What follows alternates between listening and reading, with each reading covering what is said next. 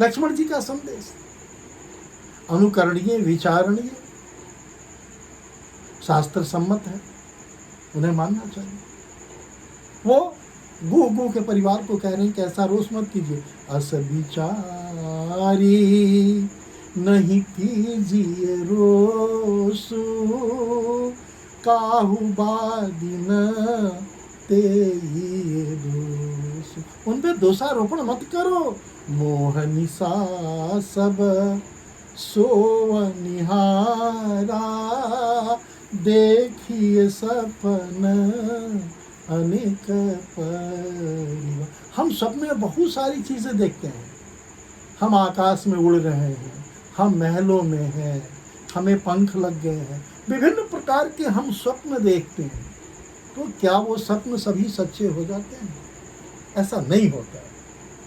तो किसी पे दोषारोपण करना, किसी को अपमानित करना, किसी की निंदा करना, ये अच्छी बात नहीं है। ऐसा विचार करके आप कृपया क्रोध नहीं करें हे गो महाराज। और किसी को व्यर्थ दोष लगा रहे हैं, किसी पे दोषारोपण करना ये अच्छी बात नहीं है। सब लोग मोह के राशि में सोने वाले हैं और सोते हुए अनेक प्रकार की चीजें दिखाई देती हैं। तो सपने में दिखा हुआ जो वस्तु है वो कभी आपका तो होता नहीं है। ये ध्रुव सत्य है। होई है विवेक मोह भ्रम भाग। जैसे ही ज्ञान होगा, हम अंधेरे में क्यों रहते हैं, हम परेशान क्यों होते हैं, हम दुखी क्यों होते हैं, हम रोगी क्यों हैं? क्योंकि हम भोगी हैं, हम मोह है। तो मोह तो मूल रोग का कारण है, दुख का कारण है।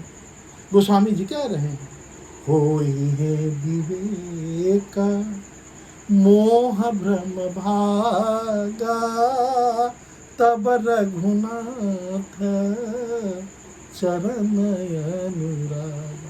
रघुनंदन कौशलेंद्र सरकार, राघवेंद्र सरकार, प्रभु राम, उनके चरणों में अनुराग, प्रेम, मोहब्बत, भक्ति तब होगी जब आप मोह से मुक्त हो जाओगे, भ्रम से मुक्त हो जाओगे। और जैसे ही मोह से तुम मुक्त हो जाते हो तो विवेक हो जाता है, ज्ञान हो जाता है। जैसे ही ज्ञान हुआ तो सामने आप देख सकोगे कि जो अतीत में तुम थे वो सही नहीं था। अभी जो देख रहे हो, मोह से जैसे ही मुक्त आप हो गए तो सच्ची चीजें, सत्य चीजें दिखाई देनी शुरू हुई। अन्यथा मोह में रहकर तुम सत्य देख नहीं सकते। फिर तो तुम असत्य की जीवन जी रहे हो, झूठ की जीवन जी रहे हो, भ्रम की जीवन जी रहे हो। और उस भ्रम में ही तो क्रोध है, घमंड है, अहंकार है, ये पत्नी है, ये बच्चा है, इसने गलत किया उसे दंड दो। ये सब तो मोह का विषय है। मोह से मुक्त हो जाओ, विवेक की, ज्ञान की उत्पत्ति हो जाएगी। फिर रघुनाथ के चरणों के अनुरागी हो जाओगे। जब रघुनाथ के चरणों के अनुरागी हो जाओगे, जब वो तुम्हें स्वीकार कर लेंगे तो अद्भुत कृपा होगी तुम्हारे ऊपर। जानिए तब ही जीव तब जागा, जब सब विषय विलास विरागा। सोए हुए हो यार, गहरी नींद में सोए हुए हो। 2, 4, 36, 37, 42 लाख, करोड़, अरब, 2, 4, तुम तो सोए हुए हो। तुमने रामायण पढ़ी है, ये सत्य बात। गीता आपने पढ़ी है, ये सत्य बात है। मंदिर, मस्जिद, गुरुद्वारा में आप जाते हो, ये बिल्कुल सत्य बातें हैं। मंदिरों के निर्माण हुए, सब कुछ निर्माण हुआ। घरों में भी तुम भक्ति, ज्ञान और वैराग की बातें कर रहे हो, कथा सुनने जाते हो, अपने गुरु के पास भी जाते हो, सज्जनों से तुम्हारे अच्छे संबंध भी हैं। लेकिन ये सब सोए हुए अवस्था में कर रहे हो। उस सोए हुए अवस्था का क्या नाम है? मोह, माया, मत्सर, अहंकार, रिश्ते, नाते, हम, तुम, वो। जिस दिन तुम मोह से मुक्त हो जाओगे, तुम समझना कि उसी दिन तुम जगे हो। अन्यथा चल रहे हो, घूम रहे हो, कर रहे हो। ऐश्वर्य है तुम्हारे पास। कहते हैं ना, 1 लाख बेटा 1.25 लाख नाती, रहा न दिया और बाती। लोक भाषा में आप तो कहते हो ना। रावण के पास क्या नहीं था, कंस के पास क्या नहीं था, लेकिन दीपक जलाने वाला भी कोई नहीं रहा। तुम अपने अहंकार, अपने घमंड को मजबूत करने के लिए, उसे पुष्पित पल्वित करने के लिए, उसकी फार्मिंग करने के लिए, उसकी सिंचाई करने के लिए तुम कहोगे मरना तो सबको है, ऐसा तो सबके साथ होता है। ये तुम्हारी थोथी दलील है। इस थोथी दलील से तुम अपने अहंकार को पुष्पित और पल्लवित कर रहे हो। तुम अपने निद्रा को और भी सोने का कार्य कर रहे हो। तुम कुंभकर्ण और बन रहे हो। तुम जग नहीं रहे हो। जिस दिन जग जाओगे उस दिन ये मंदिर, ये रामायण और गीता, तब तुझे लगेगा कि अब मैं पढ़ रहा हूँ, अब मैं चिंतन कर रहा हूँ। क्योंकि तुम्हारी जागृत अवस्था तब होगी जब मोह से मुक्त हो जाओगे। तब तुम्हें विवेक होगा, ज्ञान होगा, वैराग होगा, तब तुम तपस्वी रहोगे। तुम उस घर में, उस गृहस्थ आश्रम में भी तुम दास मलुका बनकर रहोगे, हरिदास बनकर रहोगे, वो स्वामी तुलसीदास रहकर रहोगे। तुम चोरी करने वाले उस वाल्मीकि नहीं बनोगे, तुम तुलसी हो जाओगे। तुम अग्निमाल रत्नाकर बन जाओगे। ये अद्भुत चमत्कार तुम्हारे अंदर होगा, लेकिन ऐसा तब होगा जब तुम मोह से मुक्त हो जाओगे। उस मोह को ही तो कहते हैं कि तुम सोए हो। उस अहंकार को भी तो कहा जाता है कि तुम निद्रा में हो। उस घमंड को ही कहा जाता है जगो जगो। कब जगोगे? जानिए तब ही जीव जब जागा, जब सब विषय विलास विरागा। उस दिन तुम समझना किस वासना से तुम मुक्त हो गए हो और उपासना के सागर में तुम डुबकियां लगा रहे हो। उपासना का सागर तुम्हें जीवन देता है और वासना का जो सागर है तुम्हें मौत देता है। हर पल तुम्हें मौत देता है, क्योंकि सो रहे हो। वासना का सागर तुम्हें सुलाता है और उपासना का सागर तुम्हें जगाता है। अब तुम बताओ, जिसने सोया उसने खोया और जिसने जागा वो पाया। अगर तुम कुछ पाना चाहते हो तो इस भोग भौतिक विलास में रहो, संसार में रहो, संसारी मत बनो। संसार तुम्हें पकड़ ले ऐसा कभी मत कोशिश करना। संसार को तुम पकड़ो, जब चाहे उसे छोड़ दो। जब संसार तुम्हें पकड़ लेगा तो मुक्त नहीं हो पाओगे। तुम हिंसक जानवर को पकड़ लेते हो तो वो तुम्हारे गिरफ्त में होता है, तुम्हारे अधिकार में होता है। लेकिन हिंसक जानवर ने अगर तुम्हें दबोच लिया तो तुम उसके आगोश में होते हो, तुम उसके निवाला बन जाते हो। इसी तरह अगर तुम सो गए तो खो गए और जग गए तो पा गए। उस सोना और जगना को कहते हैं, सोना को ही कहते हैं मोह, माया, मत्सर। तुम सोने के गहने पहनकर इठला रही हो, इठला रहे हो। बड़ी बड़ी गाड़ियां तुम्हारे पास हैं, ऐश्वर्य की सारी सामग्रियां हैं। तुम समझते हो कि इसमें जगत का स्वामी है, और इस जगत के तुम सबसे बड़े भिखमंगे हो। स्वामी तो वो केवल परमात्मा है, उसके पास था, थी और रहेगा। तुम्हारे पास न था, है और नहीं रहे। था भी नहीं, हो सकता है वंशानुगत क्रम से तुम्हें मिला हो धन। तुम रहोगे ही नहीं कि तुम उसे भोग पाओगे, और ये कोई जरूरी नहीं है कि जो है वो तुम्हारे पास रहेगा। जब ये काया की साया तुम्हारे पास नहीं रहेगी तो इस मकान की पाया कैसे रह पाएगी?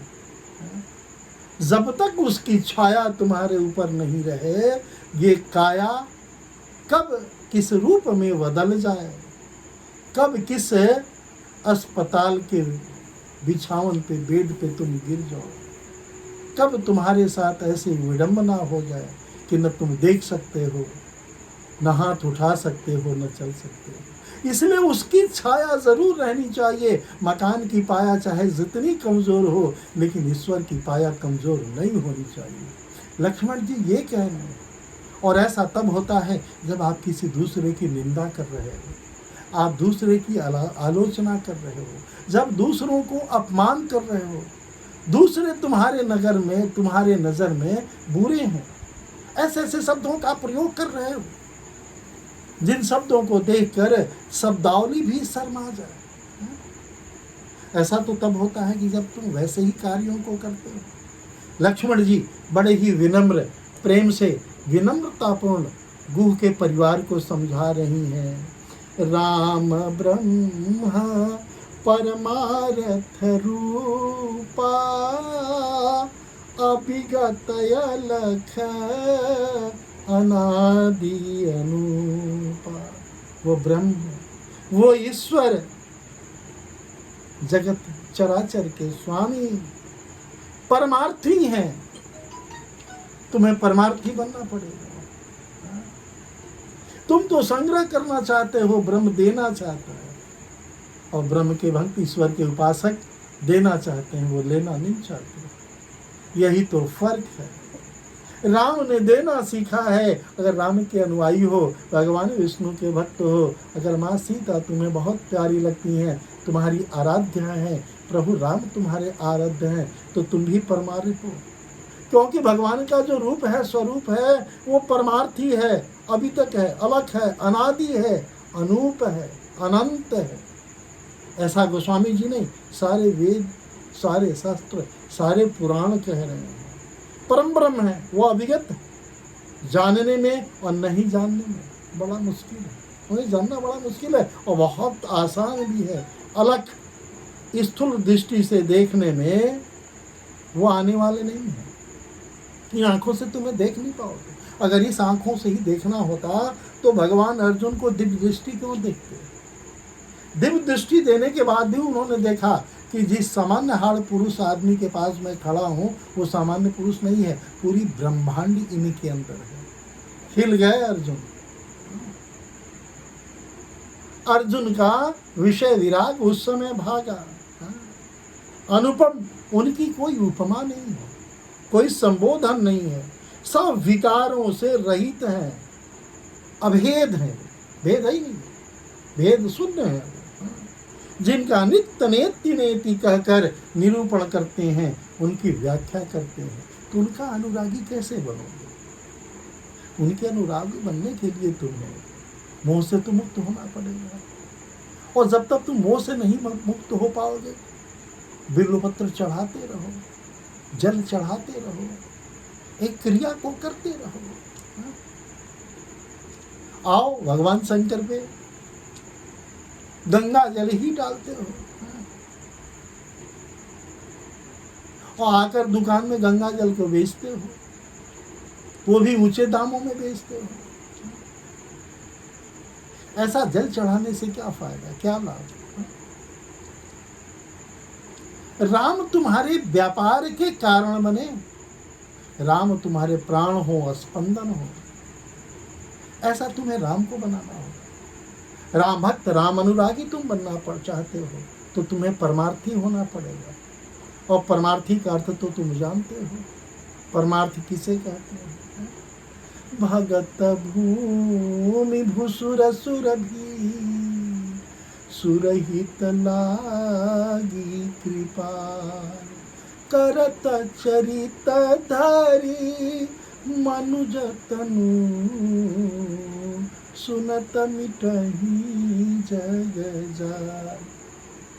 ये कथा नहीं है, तुम्हारे व्यथा की दवा है। जो भौतिक व्यथाओं से तुम ग्रसित हो, अस्पताल जा रहे हो, बीवी से परेशान, बच्चे से परेशान, अपने दुश्मनों से परेशान, अपने परिवार में परेशान, अपने तन से, अपने मन से, अपने धन से परेशान हो, वही कृपालु प्रभु राम भक्त भूमि ब्राह्मण गौ और देवताओं के लिए मनुष्य धारण करके इस धरा धाम पे आए हैं। तुम्हें सुख देने के लिए आए हैं, तुम्हें दुख देने के लिए नहीं आए हैं। ये उनकी लीलाएं हैं, वो लीला कर रहे हैं और उनका लीला एक बहुत अच्छा पाठ्यक्रम है। तुम उनके पाठशाला में हो। रामचरितमानस की कथा सुनने का अर्थ है कि तुम उनके विद्यालय में हो, उनके पाठशाले में हो और प्रभु राम की कथा तुम्हारा विषय है जो तुम्हारी वासना से मुक्त करता है और उपासना के सागर में तुम्हें समाहित कर देता है, जिनके सुनने से जगत के जंजाल एक पल में मिट जाते हैं। अच्छा बताओ, मकड़ी जाला बुनती है और एक दिन ऐसा आता है कि उस जाले में उलझकर ही उसकी मृत्यु हो जाती है। हम लोग भी एक जो नियति की नियंता है, जो चक्र है, जो क्रम है, वो चलना चाहिए। हमारा जन्म हुआ, हमारा विवाह हुआ, हमारी शिक्षा दीक्षा हुई, हमारे बच्चे हुए, यह एक सामान्य प्रक्रिया है। लेकिन इसमें उलझ जाना, हम बाल अवस्था में थे, हमारे घर वाले, हमारे माता पिता युवा होने का दिन देख रहे, कब मेरा बालक अच्छा स्वस्थ हो, मजबूत हो, युवा हो जाए, अच्छी शिक्षा मिल जाए। चलो शिक्षा मिल गई, नौकरी मिल जाए, नौकरी मिल गई, चलो विवाह हो जाए, विवाह भी हो गई, बच्चा हो जाए, चलो बच्चे भी हो गए। अब आप बताओ, अब तुम इस इंतजार में हो कि बच्चे के बच्चे का विवाह हो जाए। तो ये उलझना हुआ ना। मकड़ी ने ही जाला नहीं बनाया, तुमने भी जाला बनाया और उस जाले में ऐसे उलझ गए हो। सत्यनारायण भगवान की कथा सुनते हो, दुर्गा सप्तशती का पाठ सुनते हो, लेकिन तुम सोकर सुनते हो, जागृत अवस्था में नहीं सोते हो। जिस दिन मोह से मुक्त होकर दुर्गा सप्तशती, गीता, भागवत, हनुमान चालीसा, रामायण की पाठे करोगे, तब तुम्हें लगेगा कि जगे हो और उस समय जो तुम्हें आनंद आएगा, परमानंद आएगा। सचिदानंद का मतलब है सत्य चित्त। जिस दिन तुम सत्य के स्वरूप हो जाओगे, चित्त तुम्हारा निर्मल हो जाएगा, तो तुम परमानंद हो जाओगे। आनंद में हिलोरे लोगे, सागर में समाहित होगे। तो इस तरह लक्ष्मण जी भील के परिवार को समझा रहे हैं, निंदा, अपमान, आलोचना यह करना उचित नहीं है। आगे की कथा अगले सत्र में। हरिओम शरणम।